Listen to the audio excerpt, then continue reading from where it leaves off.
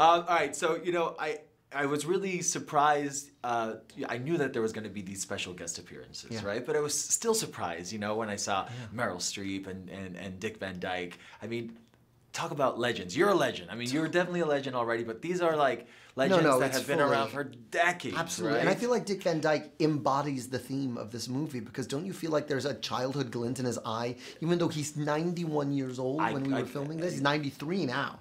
And you still feel like that guy's a kid. That guy's a kid, and the inner child in him like runs the show. Right. And so to have him be, that was sort of our most special day on set, because he sort of closes the circle with the first film in a beautifully satisfying way, and he's got that glint in his eye. Yeah, that's incredible. And who else made a special guest appearance was actually like the animation, the penguins, but it was 2D, which I thought was incredible, because it was, I think the obvious answer would have been, hey, let's go with like computer graphics, super like 3D, like, in your face, but it was almost like this homage to the old school animation. Fully. And that was Rob's decision, and it's an expensive decision. We really had to, that was the first sequence we filmed, because we knew it would take a year for them to draw it. It was drawn by hand, just the way the first one was. And so that was really exciting, because I think it's special. I think in a world where a lot of stuff is CGI, these penguins stand out, and we're so happy to have them back. Yeah.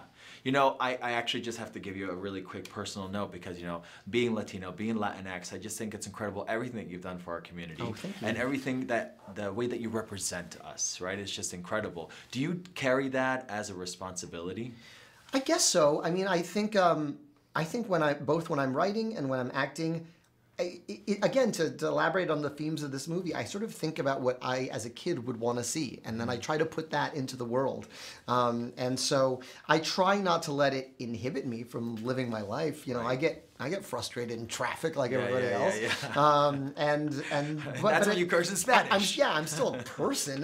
But at the same time, when it comes to social media, when it comes to sort of who I am out in public, I try to get out of the world what I would want to get back, and that's kindness. And I think a little kindness goes a long way in 2018. I love that. Now, your son Sebastian is how old now? He's 4. 4, right? Has he seen the film? He saw it on Sunday. Okay, I mean, is that like confusing to him? How does he receive that? He sees dad playing Jack. He's so proud. That's awesome. And these are really sort of his first memories. He started learning to talk when we were making this. He was 2 when we started making this. He's 4 now.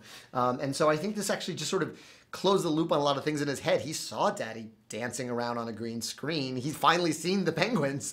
He saw Daddy, and he knows Emily Blunt is that hilarious lady who does a great Peppa Pig impression on set. But then to see her actually be Mary Poppins, it just I think it closed the loop on a lot of things in his mind. How incredible is that for your son, though? Yeah, right?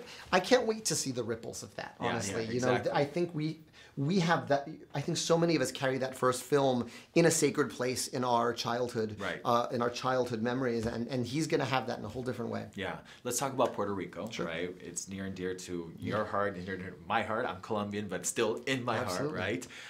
You're taking Hamilton there, and it's for a good cause. Yeah. Well, I was always going to take Hamilton. You were. From the second we got a nice review in the New York Times, and we realized, okay, we're going to have a tour. How can we bring a tour to Puerto Rico? Because I brought my first show there, and it was one of the most satisfying experiences of my life. And then in the wake of Hurricane Maria, the conversation simply shifted from, how can we bring the show there, to how can we help Puerto Rico while we're there? And so all the money we raise will go to arts organizations and artists on the island. And then I'm playing Hamilton, not only because I think that adds value to the ticket and we can raise more money, but I would be too jealous of whoever got to play him if it weren't me. Yes. Because I know what a Puerto Rican audience is like, how it's like nothing else on earth. And I wasn't going to give that to anybody else. And they all want to see you. Let's but I'm thrilled I get to do it. So we'll wrap this up with 2 quick questions. Yeah. So your favorite Boricua meal? Piononos. Piononos? Yeah, it's meat wrapped in sort of a cooked plantain. So it's this sweet and savory combination. I'll have to try that. Yeah. And to close off, your favorite Spanish word? Ooh. I love this. You see the come out? Calambre. Calambre? Yeah. Calambre? Which is not a good thing. It's sort of like an ache. It's a pain. Calambre. But calambre. Great word. Oh man, that's hysterical. Calambre. That's what popped to mind. That's cool. That's cool. I like that. Read into it what you will. Good answer. Lin-Manuel. Thank you so much. That's awesome. Congratulations. Thank you. And again, thank you for representing us. Thank you so much. You know why you should follow us? Because we've got amazing people like Baby Ariel. Yay! You guys need to follow them. And what do they need to do? Subscribe. Subscribe. Click the button wherever it is. Where's the button?